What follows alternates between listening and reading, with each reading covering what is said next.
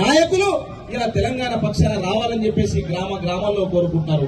అందుకని ఒక పాట ఉండే కదన్న, సారే మల్ల సాగాన పల్లెలల్లా మల్ల సారే రావాలంటున్నారే, తెలంగాణ పల్లెలల్లా మల్ల సారే రావాలంటున్నారే,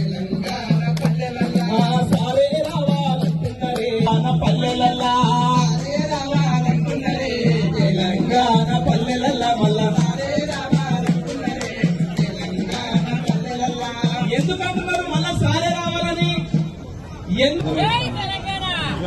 ఆలి మెడలోన తాలిని కూడా మమ్మీ, ఆలి మెడలోన తాలిని కూడా మమ్మీ వేసినావే, అన్నం పెట్టిన రైతన్నని ఆకలి మిగిలెనురా, ప్రణాళికలు ఎన్నెన్ని మారినా బతుకు మారలేదే.